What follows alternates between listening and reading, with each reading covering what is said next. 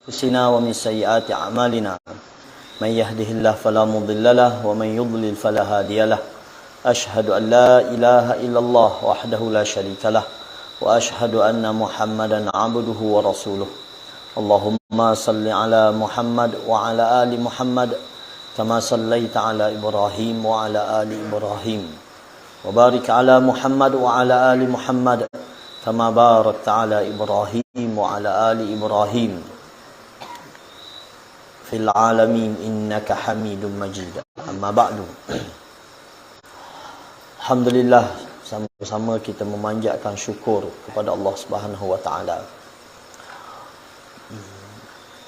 Sambung kita pada perbincangan tentang fiqh saum ataupun fiqh berkenaan dengan puasa.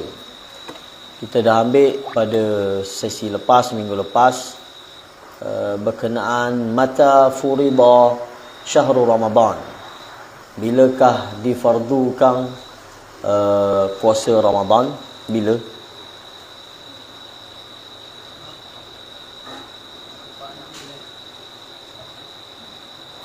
Pak belajar minggu lepas. Bila difardukan? Payah ilmu doa buku gitu, tak ada kepala otak. Bilakah difardukan Ramadan, puasa Ramadan? Ramai-ramai seorang habuk dah ingat apa? Subhanallah. Jangan witu umi mu jawab. Malu kat orang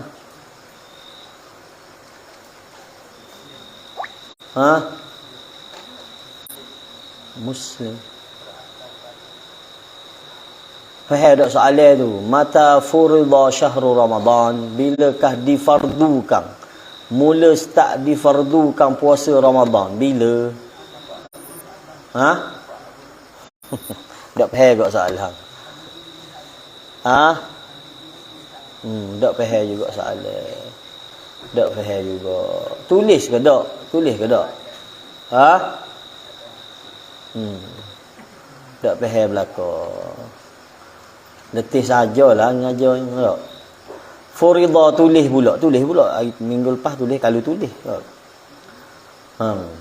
Difardukan Ramadan pada bulan Sya'ban pada tahun kedua Hijrah. Allahu Akbar. Mintalah ya Allah, bolehlah pelajar hak boleh faham dan boleh ingat. Tak, kalau sia-sialah kita ngajar.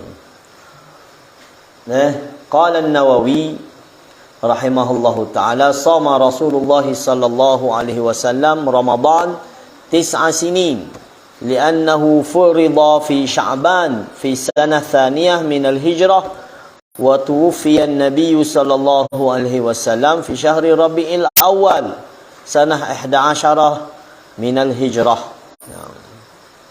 Dia kata Nabi SAW, kata Imam Nawawi, Nabi SAW sempat berpuasa berapa tahun? Berapa kali? 9 kali. Tu baru orang ngaji, belajar. Jangan belajar dah ingat benda kita belajar, tak ada faedah kita belajar kan. Tak, Nabi sempat berpuasa 9 kali ataupun 9 Ramadan ataupun 9 tahun. Kerana Ramadan difardukan ataupun puasa Ramadan difardukan pada bulan Sya'ban pada tahun kedua Hijrah. Pada bulan Sya'ban pada tahun kedua Hijrah. Dan Nabi kita sallallahu alaihi wasallam wafat pada bulan Rabiul Awal pada tahun 11 Hijrah. Tak. Tahun kedua Hijrah Nabi start difardukan puasa. Tahun ke-11 Hijrah Nabi wafat. Maka capur semua sekali, Nabi sempat puasa selama 9 kali puasa. Tak, 9 kali puasa. Itu maklumat yang kita suruh tulis. Apa yang kita suruh tulis tu tulis. Tak. Nak agak kita buka, kita baca balik, kita balik kitab-kitab besar, belum tentu kita buka kitab besar ni. Tak, kitab Muhazzab, kitab Majmu' An-Nawawi, kita tak akan bukanya. Tak? Jarang sebagai seorang pelajar permulaan untuk kita buka kitab-kitab besar untuk kita baca, Kang. Jadi ambillah faedah daripada perbincangan syarah-syarah hadis ni, tak? Sebagai maklumat ataupun sebagai ilmu untuk kita. Ahwalu fardiyatis saum. Kita masuk masalah yang seterusnya. Keadaan difardukan puasa di peringkat awal dulu. Dia kata umiral muslimun awalan bisiyami yaumi Ashura kama fi sahihain min hadithi Aisyah wa ibn Umar radhiyallahu anhum thumma faradallahu syahra Ramadan fasara siyamu Ashura mustahabban wa 'inda an furida syahru Ramadan kana an-nas mukhayyarina baina as-siyami wal it'am kama qala ta'ala wa 'alal ladzina yutiqunahu fidyatun ta'amu miskin faman tatawwa'a khairan fahuwa khairul lah wa an tasumu khairul lakum in kuntum ta'lamun. Diperintahkan kepada orang Islam, iaitu kepada para sahabat dulu, peringkat awal dulu, tak sebelum difardukan puasa Ramadan ini, umat Islam ataupun para sahabat dulu difardukan puasa Ashura. Apa dia puasa Ashura? Iaitu puasa pada 9 dan 10 bulan Muharram. Pada 9 dan 10 bulan Muharram. Peringkat awal hanya puasa 10 Muharram saja. Peringkat awal hanya puasa 10 Muharram. Dan peringkat awal dia fardu, dia wajib kena puasa. Para sahabat semua diwajibkan puasa pada 10 Muharram. Pada 10 Muharram wajib puasa ni. Sebagaimana yang ada dalam hadis riwayat Aisyah dalam Sahihain, dalam Sahih Bukhari dan Muslim. Dan juga hadis riwayat Ibnu Umar radhiyallahu anhum. Dia kata summa faradallah, kemudian Allah telah memfardukan bulan Ramadan. Fasara siyamu Ashura mustahabban, maka jadilah puasa Ashura tak jadi wajib dah, jadi sunat sahaja. Sebelum diwajibkan puasa Ramadan, umat Islam diwajibkan puasa Ashura. Wajib kena puasa. Berapa hari puasa Ashura? Sehari ataupun 2 hari. Tak? Sama ada 10 Muharram ataupun 9 dan 10 Muharram. Sebab apa gitu? Sebab di penghujung ayat Nabi SAW, Nabi kata kalau aku sempat hidup lagi pada tahun depan, aku akan puasa 9 dan 10 bulan Muharram. Kerana apa? Kerana mukhaliful Yahud, kerana menyanggahi perbuatan Yahudi. Sebab puasa Ashura ni orang Yahudi pun puasa juga. Faham? Sebab apa orang Yahudi puasa? Sebab pada 10 Muharram ini berlaku peristiwa penting bagi orang Yahudi. Benda berlaku. Berlakunya Allah menyelamatkan Nabi Musa AS dengan Bani Israel daripada musuh dia iaitu Firaun dan bala tentera dia. Iaitu berlakunya Laut Merah terbelah. Dia berlaku pada 10 Muharram dia berlaku. Maka oleh kerana itu puak Yahudi bila berlaku je 10 Muharram, masuk saja 10 Muharram, mereka akan puasa sunat. Sebab apa ni? Menandakan syukur dia kepada Allah kerana Allah telah menyelamatkan Bani Israel dari bala tentera Firaun. Apa tak? Jadi dia akan puasa. Sampai hari ni pun orang Yahudi masih berpuasa pada 10 Muharram. Maka Nabi kata kita sebagai seorang Muslim tak boleh sama kita punya ibadah dengan orang Yahudi. Maka Nabi kata khaliful Yahud, canggahilah ataupun selisihkanlah segala amal ibadah kamu dengan orang Yahudi. Tak, dengan orang Yahudi. Maka lagu mana? Cara dia kalau kita nak puasa Muharram ini 10 Muharram, maka puasa 9 dan 10. Iaitu Tasu'a wa Ashura dia panggil. Tasu'a wa Ashura. Jadi tu peringkat awal Islam. Mula-mula hanya wajib puasa hari Ashura. Bila mari tahun kedua Hijrah, maka difardukan puasa Ramadan. Bila difardukan puasa Ramadan, maka puasa Ashura tadi jadi sunat saja ataupun mustahabbah kata. Wa inda an furida syahrul Ramadan kana an-nas mukhayyarin baina as-siyam wal it'am. Dan di peringkat awal diwajibkan puasa Ramadan ni diberi dua pilihan. Tak, para sahabat dulu diberi dua pilihan. Sama ada puasa ataupun fidyah. Nah. Sebagaimana dalam ayat surah Al-Baqarah yang kita baca, wa 'alal ladzina yutiqunahu fidyatun ta'amu miskin faman tatawwa'a khairan fahuwa khairul lah wa antasumu khairul lakum in kuntum ta'lamun. Allah sebut dalam ayat ni, mana diberi pilihan. Kalau mu nak puasa, puasa itu lebih baik untuk kamu. Tapi kalau kamu tak mau puasa, bayar fidyah bagi setiap hari yang kamu berbuka. Tak, bagi setiap hari yang kamu berbuka, maka berilah fidyah dengan beri makan fakir miskin. Dengan beri makan fakir miskin. Jadi peringkat awal dulu, puasa ni diberi pilihan. Nak puasa, sila puasa. Tak mau puasa, mukhayyarin. Tak, diberi pilihan. Tak, apa buat benda?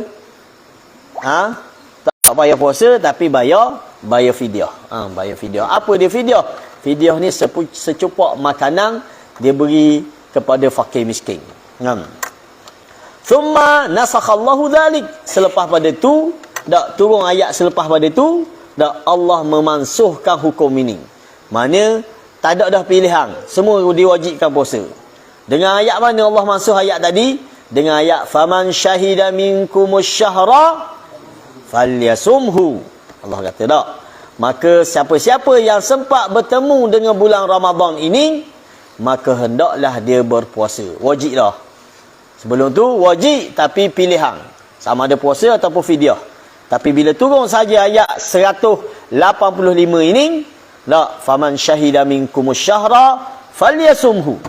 Barang siapa tak yang sempat bertemu menyaksikan bulan Ramadan itu, maka wajiblah ke atas dia puasa. Nusikha dhalik. Nah, sahabat kata dimansuhkanlah pilihan tadi.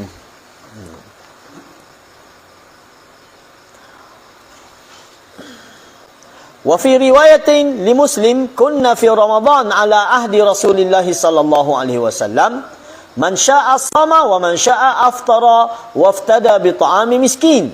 Hatta nazalat hadhihi al-ayah faman syahida minkumus syahra falyasum. Tak. Sahabat kata dulu kami di zaman Nabi sallallahu alaihi wasallam, tak, kami berpuasa di bulan Ramadan. Man syaa'a sham, barang siapa yang berkehendak untuk puasa dia puasa. Wa man syaa'a aftar, dan barang siapa yang berkehendak untuk berbuka dia berbuka. Kemudian dia ganti balik dengan membayar fidyah, dengan bi ta'ami miskin, dengan memberi makan kepada fakir miskin. Sehinggalah turun ayat faman syahida minkumus syahra falyasum. Ini kita kata, kalau kita belajar ada satu kitab dia panggil Tarikhu Tashri', dia panggil.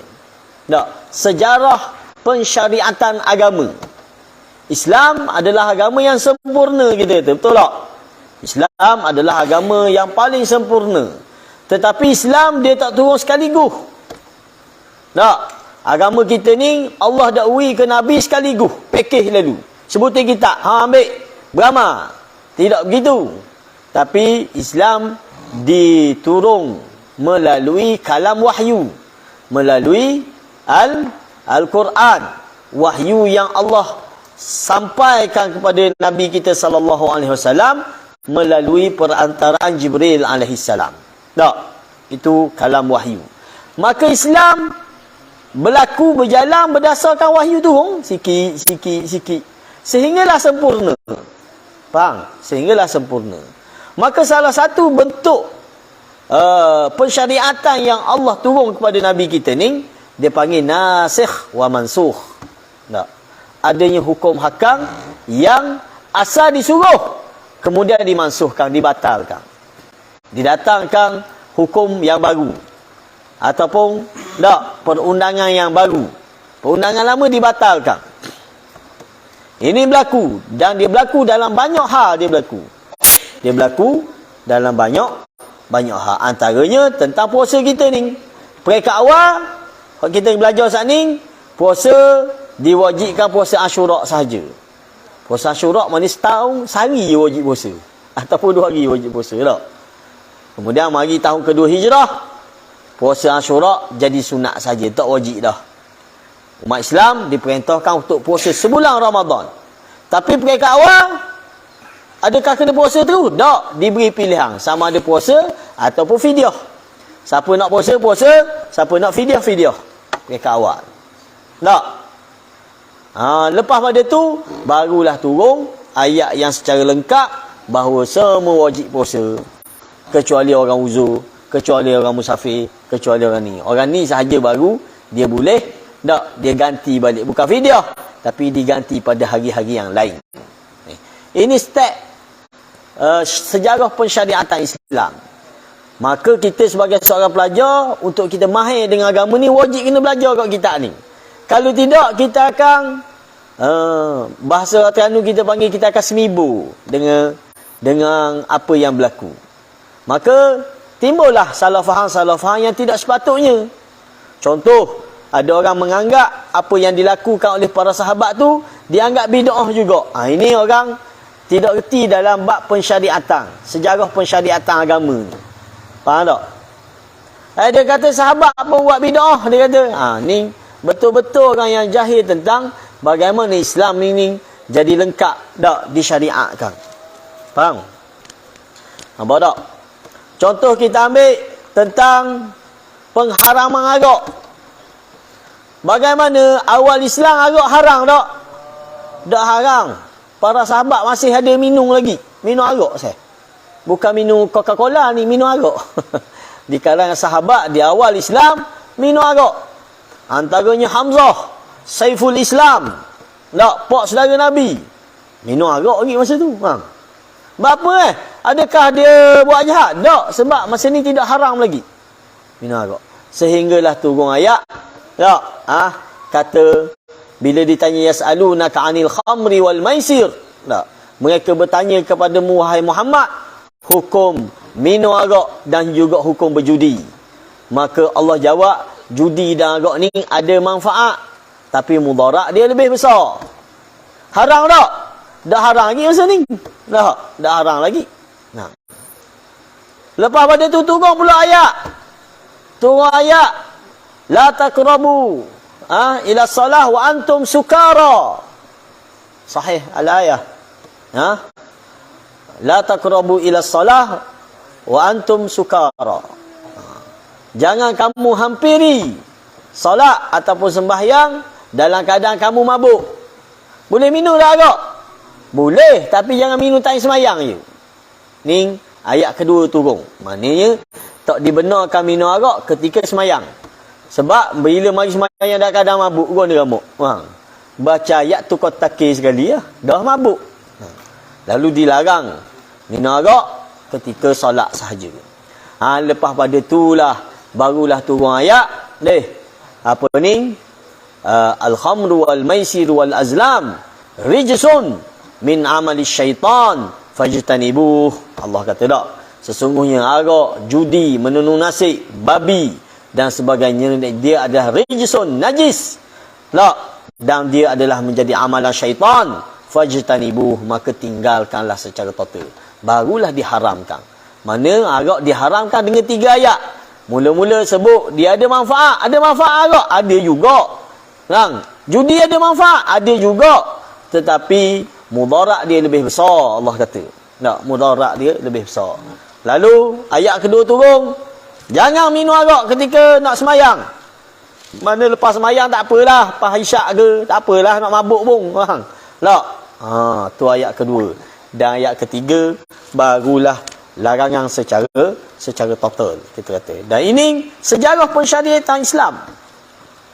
Berlaku macam-macam benda yang berlaku.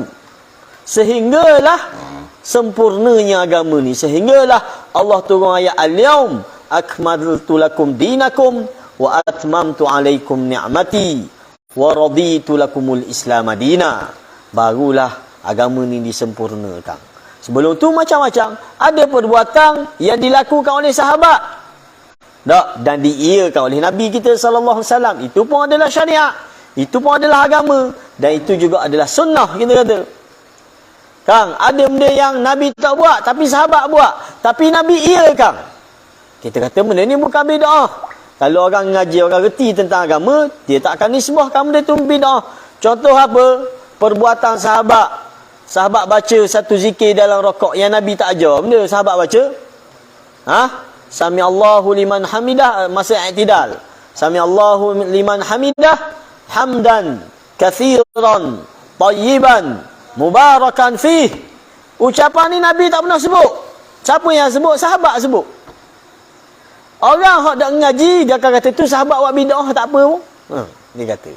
Ini betul-betul orang yang jahil dengan pensyariatan agama. Dia bukan bidah. Perbuatan sahabat yang diakui oleh Nabi kita sallallahu alaihi wasallam. Tak. Kita ngaji tentang sunnah ataupun hadis ni apa? Ulama kata hadis ni ataupun sunnah dia adalah qaulun wa fa'lun wa iqrarun. Tak. Dia adalah ucapan Nabi, perbuatan Nabi ataupun pengakuan Nabi kita sallallahu alaihi wasallam. Itu semua sunnah. Tak. Dia bukan ucapan Nabi saja, tetapi dia perbuatan Nabi pun dia jadi sunnah. Dan juga ikrar. Nabi tak buat, tapi Nabi akui. Itu jadi agama juga. Kita ambil benda paling besar. Syariat hak paling besar, hak Nabi tak pernah buat. Benda azan. Ke rajin dengar Nabi tu. Dalam hadis kita temu, satu hari Nabi telah azan di Madinah. Tak pernah, Nabi tak pernah sekali habuk melaungkan azan. Adakah kita nak kata benda ni bidah? Kalau orang tak erti dah dia kata tu azan tu bidah juga sebab Nabi tak jawab. Mimpi pun bukan Nabi mimpi, sahabat yang mimpi. Tak. Sahabat yang mimpi dan sahabat lain pula Bilal yang diperintahkan supaya laungkan azan. Nabi sendiri tak pernah pun. Tak. Maka kita kata ini kaedah pensyariatan. Itu benda yang patut kita kena faham dalam isu pensyariatan. Tengok step bagaimana ahwal keadaan di awal Islam perintah untuk berpuasa ni saja. Tak berperingkat-peringkat. Mula-mula puasa hanya wajib hari Ashura sahaja. Sehari je puasa. Setahun. Hak wajib. Dan para sahabat semua puasa. Tak. Mari selepas pada tahun tu, tahun kedua hijrah, baru diwajibkan puasa Ramadan. Tu pun diberi pilihan lagi. Siapa nak puasa-puasa, siapa tak mau puasa, dia fidyah. Bayar fidyah. Mari tahun ketiga, tak. Selepas pada tu, barulah faman syahida minkumus syahra falyasum. Barang siapa yang bertemu dengan bulan Ramadan itu, maka wajib ke atas dia berpuasa. Apa faedah dia kata? Faidatun. Kana fi awalil Islam yuhramu 'ala as-sha'im al-aklu wasyurbu wal jima' min hina yanam aw yusalli al-isha' al-akhirah fa ayyuhuma wajada awalan hasala bihi at-tahrim thumma nusikha. Ni satu faedah. Dia kata di awal Islam dulu, tak. Orang yang berpuasa ni dia start tak boleh makan apabila start sembahyang isyak ataupun start tidur. Tak boleh makan. Faham? Kita hanya dibenarkan makan masa buka tadi je. Azan garik, makan, buka tak. Masa tu saja dibenar makan, sapalah maya isyak. Lepas maya isyak, tak boleh makan lah. Faham? Sampai bila? Sapalah garik esok pula. Faham? Ataupun kalau tak ada isyak pun kalau tidur. Dah tidur saja tak boleh makan tau. Tak boleh makan, tak boleh buat segala benda-benda yang membatalkan puasa. Adalah satu peristiwa, satu kes sahabat ni, dia buat kerja berat, dia akak air, manyuk. Kerja berat. Balik rumah, tanya isteri dia, ada makanan tak nak buka? Dia kata tak ada makanan. Allah letih dia kata tak. Jadi isteri dia pun kata tak apalah, aku pergi cari sekejap makanan. Isteri dia pun pergi cari. Dia ni dah kerana letih sangat, tidur. Dah letih. Tak makan, tak minum. Sehari puasa. Tertidur. Isteri dia balik, Allah, siang kamu tidur dah, tak boleh makan dah lah. Sebab bila tidur, haram dah, tak boleh makan dah. Faham? Dikira puasa dah. Ini peringkat awal Islam. Nampak? Step pensyariatan puasa kita ni, tak? Dia step by step dia, gitu tak? Thumma nusikha. Selepas pada itulah baru dinasahkan. Begitu juga apa yang berlaku kepada Umar bin Khattab. Sayyidina Umar pernah dia telanjur bersama dengan isteri dia. Dia kata penuh jahanam dah ya Rasulullah. Aku terlanjur kata. Tak. Faham? Sebab dah tak boleh dah. Start tidur saja tak boleh buat perkara-perkara yang membatalkan puasa. Faham? Oleh kerana itu di awalnya mukhayyarin, mereka diberi pilihan. Imma saum, imma fidyah. Tak, sama ada puasa ataupun membayar fidyah.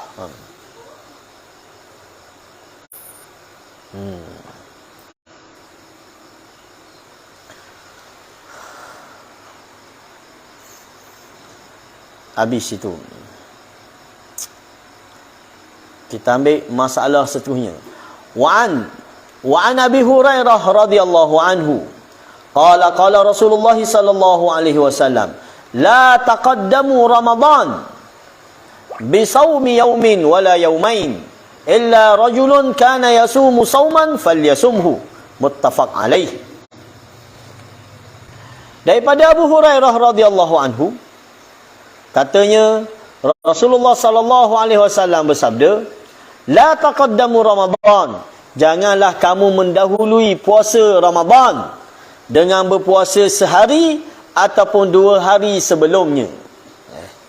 Hadis ni menunjukkan larangan kita berpuasa pada, dia panggil hari benda ni Yaumus Syak, dia panggil hari keraguan. Tak, iaitu pada hari apa? Sehari ataupun 2 hari sebelum Ramadan. Hari benda ni iaitu hari 29 dan hari 30 Syaban. Hari 29 dan hari 30 Syaban kita tidak digalakkan puasa. Dimakruhkan kita puasa pada hari itu. Tak, dimakruhkan kita puasa pada hari itu. Illa, kecuali rajulun kana yasumu sauman falyasumhu, kecuali seseorang yang memang dah dia menjadi rutin dia puasa. Contoh, dia ni memang puasa Senin Khamis tak pernah tinggal. Maka tiba-tiba jatuh hari Khamis, hari dia nak puasa tu jatuh tarikh 29 Syaban ataupun tarikh 30 Syaban. Orang lagu ni dibenarkan puasa. Sebab nak jaga amalan yang standard dia buat. Tak. Ada pun orang hak yang bukan jenis puasa, bukan memang menjadi kebiasaan dia puasa, maka tidak dibenarkan puasa pada hari itu.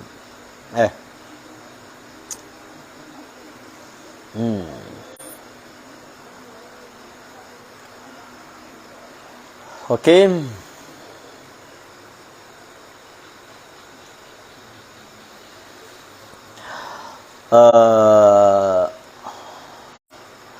Apa hukum dia puasa ni? Tak.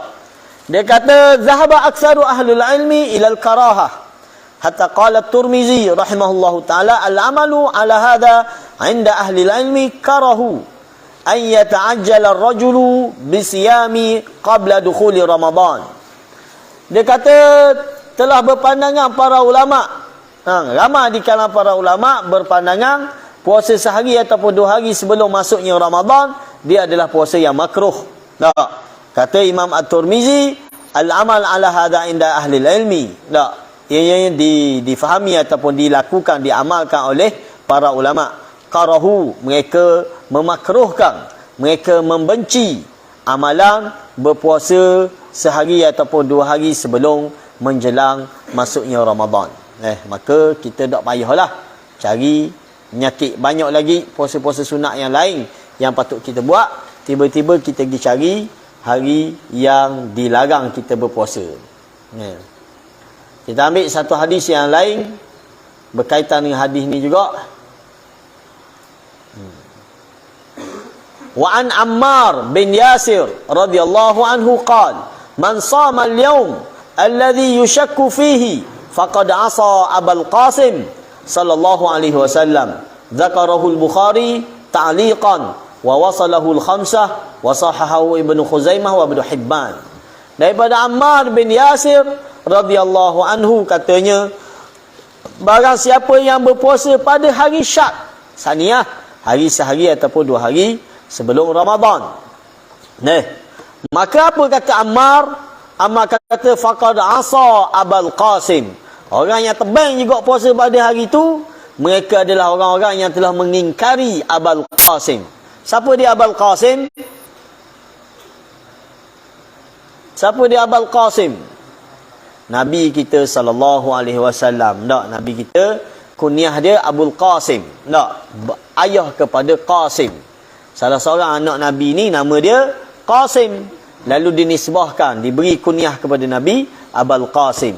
Jadi Ammar kata, siapa-siapa yang puasa pada hari Syak, iaitu hari 29 ataupun hari 30 Sya'ban, maka orang ni telah engkar ataupun telah menderhakai Nabi kita Muhammad sallallahu alaihi wasallam.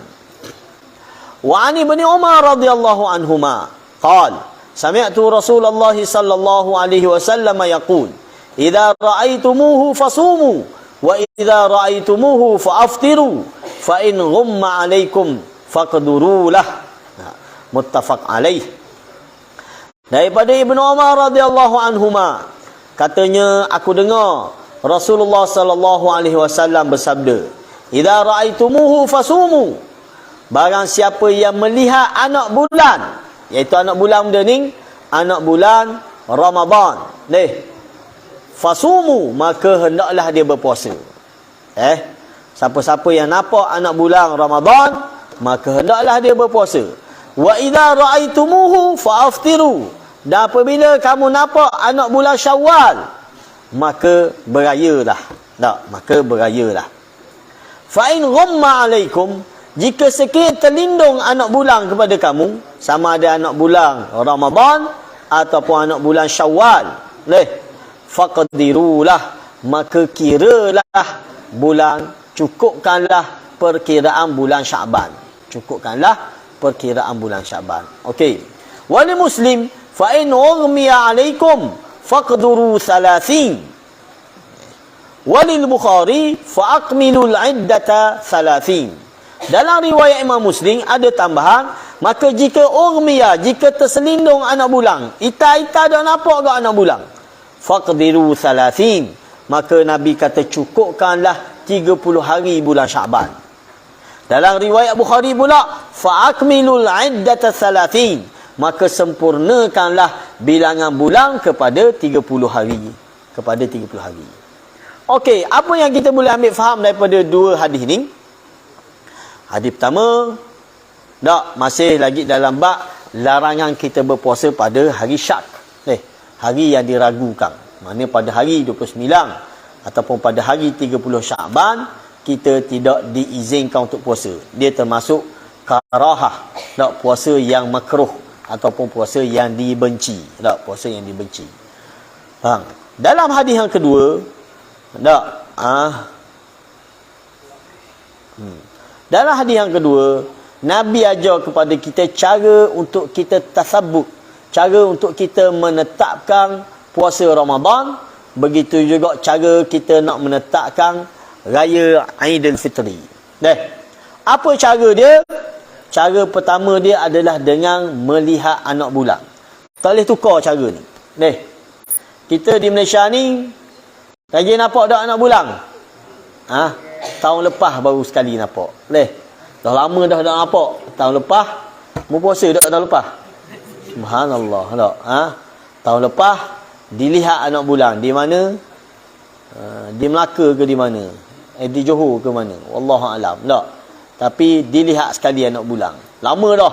Bertahun-tahun dah kita ni puasa hanya mengikut kalendar sahaja.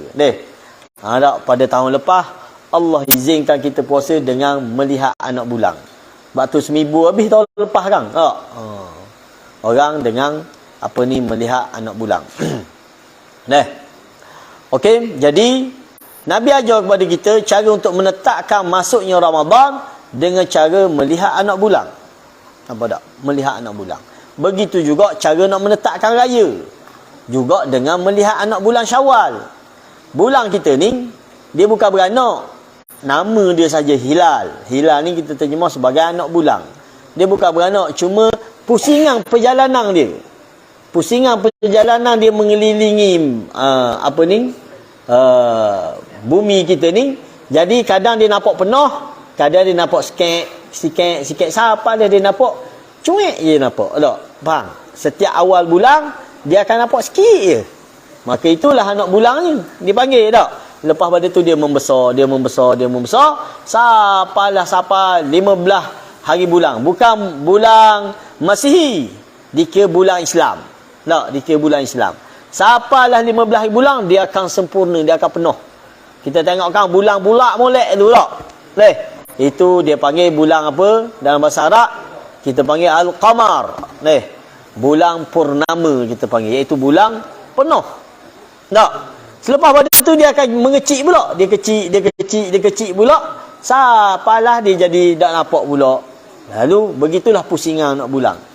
Maka cara untuk menetapkan masuknya Ramadan dengan melihat anak awal bulan ni. Awal bulan Muharram, awal bulan Ramadan. Kita tengok. Tapi kadang-kadang tak nampak. Kerana benda tak nampak ni, mungkin kerana awan yang gelap, mungkin kerana hujan, mungkin kerana macam-macam lah. Bila tak nampak, begitu juga Syawal pun sama cara dia.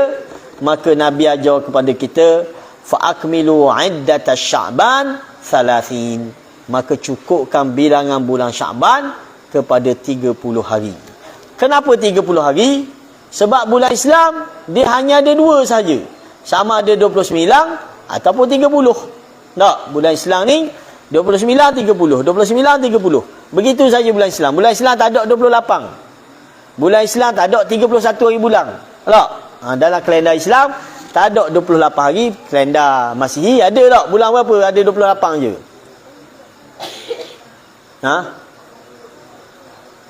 Orang ke jakung duduk depan aku siapa tak tahu bulan berapa bulan 2, bulan Februari kita hanya ada 28. Tak, tapi ada satu tahun tu 2 tahun sekali ke berapa tahun sekali ada 29. 4 tahun, 5 tahun sekali. Jadi orang-orang yang lahir pada bulan pada 29 hari bulan Februari memang payah dia sambut hari jadi. Dia dah boleh sambut setiap tahun. Faham tak? Memang 5 tahun sekali dia kena sambut. Sebab 29 hanya berlaku. Tak, itu tarikh. Benda perkiraannya dia saja-saja letak ke ni sebenarnya. Bulan Masihi dengan bulan Hijri ni. Bulan Masihi dia kira melalui perjalanan matahari. Dah? Bulan Masihi dia kira melalui perjalanan matahari.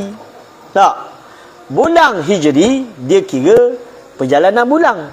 Faham? Sebab tu dia berbeza. Tak? Dia berbeza.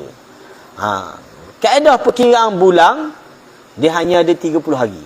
Sama ada 29 ataupun 30 hari. 2 tu saja.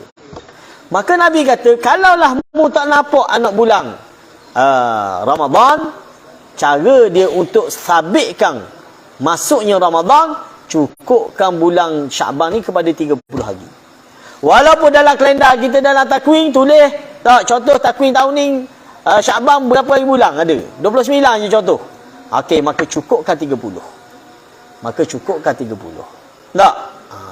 Sebab tu dalam hadis yang lain disebut Nabi kita sallallahu alaihi wasallam bulan Sya'ban tak saja masuk 1 Sya'ban Nabi buat kira lalu. Nabi akan berhati-hati dengan bulan Sya'ban. Tak? Cek, Nabi akan cek jatuh hari benda 1 Sya'ban. Nabi akan kira 1 2 3 4 sapalah 29. Okey, dilihat anak bulan.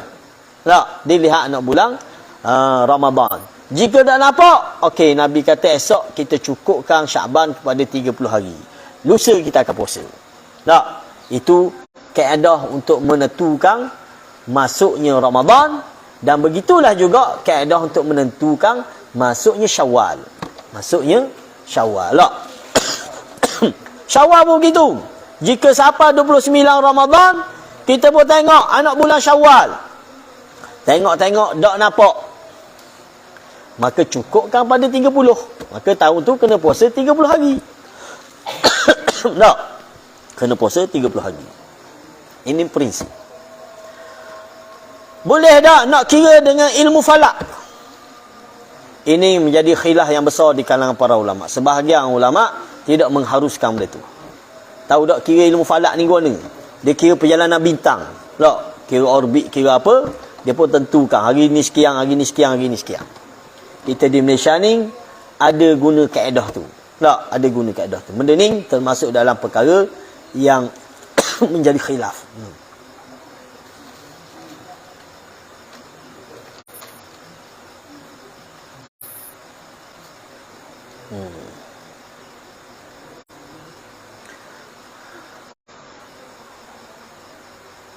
Okey. Itu faedah yang kita boleh ambil daripada hadis ni. Masuk dah waktu kita dah.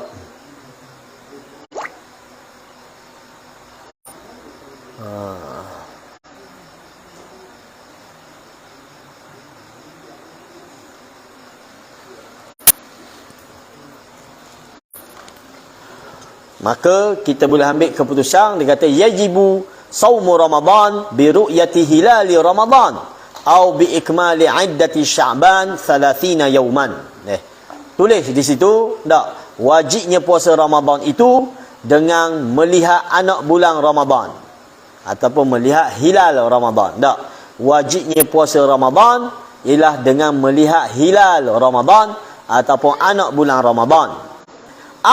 Ataupun biikmali iddati Sya'ban 30, ataupun dengan sempurnanya bilangan bulan Sya'ban 30 hari. Sempurnanya bilangan Sya'ban 30 hari. Dua cara ni sahaja dah. Cara untuk menentukan Ramadan. Pertama dengan ru'yah, dengan melihat anak bulan. Dan yang kedua, kalau tak nampak juga anak bulan, maka pergi ke cara yang kedua, iaitu cukupkan bulan Sya'ban kepada 30 hari. Cukupkan bulan Sya'ban kepada 30 hari. Dah. Ada cara ketiga? Tak. Nabi hanya ajar kepada kita dua cara ni sahaja. Dah, dua cara ni sahaja.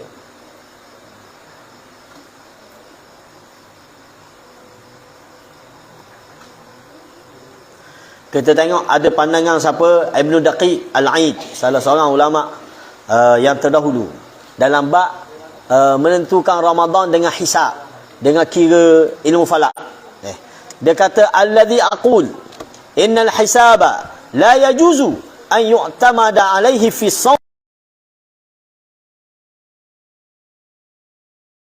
jamun fa innahum qad yuqaddimuna syahra bil hisab ala ru'yah bi yawmin aw yawmain wa fi i'tibari dhalika ihdathu syar'in lam ya'dham bihi Allah, intahal murad. Ibnu Daqiq Al-Aid kata, aku sebut dalam bab isu mengira masuk Ramadan dengan hisab ataupun dengan ilmu falak, la yajuz, dia kata tidak harus. Tak, kita berpegang ataupun iktimad dengan puasa dengannya. Dia kata.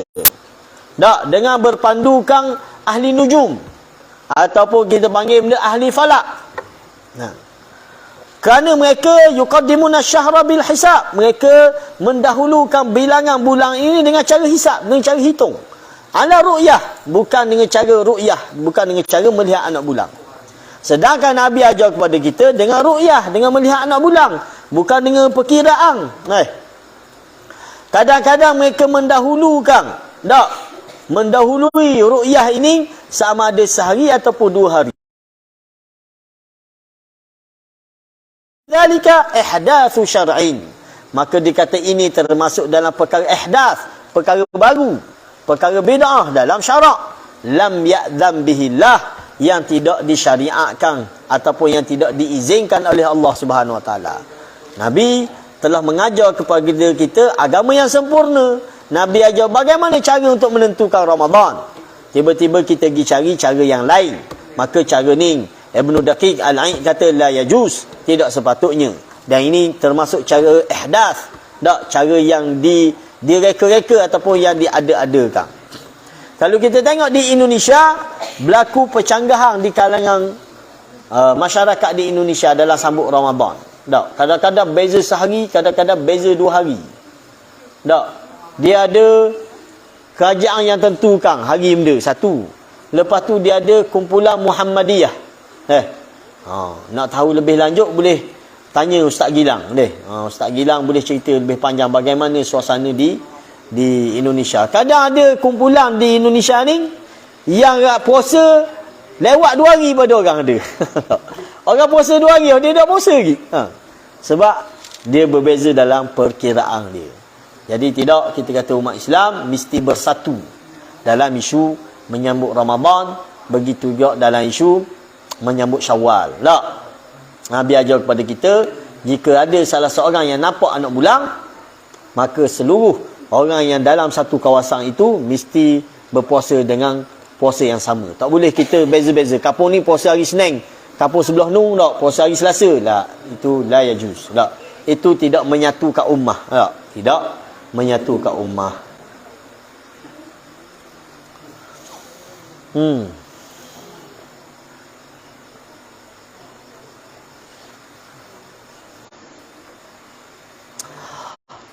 Masalah seterusnya, isti'malul manzar al-muqarrab liru'yah.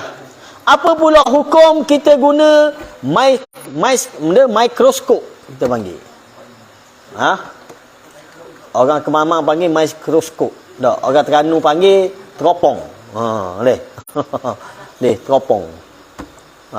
Katanya teropong paling canggih sekali ada di mana? Di Malaysia ni. Teropong paling canggih sekali ada Terengganu, Terengganu. Punya sombong lah orang Kelantan, orang mana jangan sombong. Terengganu paling canggih sekali ada teropong. Iaitu di Uniza. Tak? Di Uniza katanya lah, wallahu alam. Teropong paling canggih. Tapi canggih-canggih pun tak nampak ke anak bulan. Tak nampak ke anak bulan. Boleh? Apa hukum? Kita tengok dari sudut hukum. Qala al-Imam Ibn Uthaymin rahimahullahu ta'ala. Wa amma isti'malu ma yusamma bid-dirbil. Dia kata.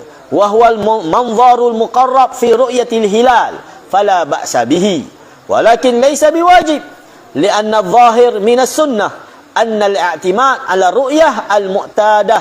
La ala ghairiha. Walakin law istamala fara'ahu man yuthiku bihi fa innahu yu'malu bihadhihi ru'yah wa qad kana an-nas qadiman yastamiluna dhalika lima kanu yas'aduna al-mana'ir al-laylah laylata 30 min sya'ban aw laylata 30 min ramadan fayatara'una biwasitati hadzal manzar ala kulli halin mata thabatat ru'yatuhu bi ayyi wasilatin فإنه يجب العمل بمقتضى هذه الرؤية لعموم قوله صلى الله عليه وسلم صوموا لرؤيته وأفطروا لرؤيته. Ini pandangan Syekh Uthaymin dalam fatwa dia, dalam fatwa dia. Dia kata ada pun menggunakan mikroskop ataupun betul tak mikroskop? Teleskop. Mikroskop kecil tu. Teleskop. Ataupun orang pasir putih panggil teropong, dia panggil tak. Apa hukum dia? Dia kata la ba'sa bihi, tidak mengapa. Walakin laisa biwajib, tetapi tidak menjadi kewajipan menggunakan teleskop tu tak. Kerana zahir sunnah zaman Nabi tu dan juga zaman tabi'in, zaman salafus salih dulu tidak guna pun, dia pakai tengok gitu sahaja. Tak? Dia pakai tengok dengan mata kepala sahaja. Walakin law istamala, tapi jika sekiranya menggunakan teleskop tadi, fara'ah, maka dia nampak anak bulan, tak, maka diguna pakai hukum tu. Tak, diguna pakai hukum tu. Dia kata. Dulu di Madinah, tak, ataupun di Saudi dulu, Syekh Uthaymin kata dia orang pun menggunakan benda ni, teleskop ni, tak. Pada malam 30 Sya'ban, dia orang akan melihat anak bulan dan kadang-kadang dilihat dia anak bulan dengan menggunakan teleskop. Bagaimanapun cara melihat anak bulan ni, syaratnya nampak. Kerana umumnya hadis Nabi SAW, Nabi kata benda sumu li ru'yatihi wa aftiru li ru'yatihi. Berpuasalah kamu dengan melihat anak bulan. Nabi dak royak tengok guna. Tengok dengan spek ke, tengok dengan teropong ke. Syarat dia tengok anak bulan, nampak anak bulan. Sumu li ru'yatihi. Nabi kata berpuasalah dengan melihat anak bulan, wa aftiru li ru'yatihi, dan berbukalah dengan melihat anak bulan. Okey, sampai situ saja kita. Tak. Apa yang kita bincang, mungkin selepas ni kita buka persoalan-persoalan dalam sepanjang tarawih kita. InsyaAllah pada tahun ni kita tarawih di madrasah yang akan dipimpin oleh dua orang imam besar kita, Imam Haramain kita tak. Imam Yasin dengan Imam Hassan dipanggil tak. Di surau kita ni insya-Allah, dan juga Ustaz Gilang. Tiga orang ni lah sebagai imam tetap kita. Tahun ni kita tidak membenarkan pelajar kita jadi imam, tak, kecuali ada seorang dua sahaja. Untuk kita jaga bacaan yang baik tak dalam solat. Dan kita nak cuba panjangkan sikit solat kita tak? Panjangkan sikit. Okay? Begitu juga di tahfiz muslimat pun kita akan dipimpin oleh muallimah-muallimah dia, dan juga ustaz-ustaz kita ada juga jadual secara mingguan di sana untuk kita adakan tarawih, dan juga adanya tazkirah lah, adanya tazkirah di sini dan juga di sana. Okey. Jadi sama-sama kita ambil manfaat, sama-sama kita hidupkan sepanjang Ramadan kita ni. Tak, moga-moga Allah catat kita dalam golongan orang yang menghidupkan malam-malam Ramadan, dan juga berpuasa di siang hari Ramadan, dan juga termasuk orang yang menghidupkan malam Lailatul Qadar imanan wa ihtisaba. Moga-moga Allah beri taufik kepada kita semua untuk melakukan sebanyak mungkin ibadah pada tahun ni. Bagi grup bin Yahya, kita selepas pada kita ada tarawih di sini, kita ada tazkirah dan kita ada morih, tak, kita juga akan teruskan agenda tadarus kita. Cuma tahun ni tadarus kita akan akhiri dengan bacaan tafsir. Tak, kita akan akhiri dengan bacaan tafsir. Harap semuanya boleh dapat hadir. Tak, untuk bin Yahya, markas tadarus kita sama ada di rumah rumah saya ataupun rumah Uminang lah. Dua tempat ni lah markas untuk kita bertadarus. Bagi pelajar-pelajar pula, kita pun wajibkan kepada dia orang untuk bertadarus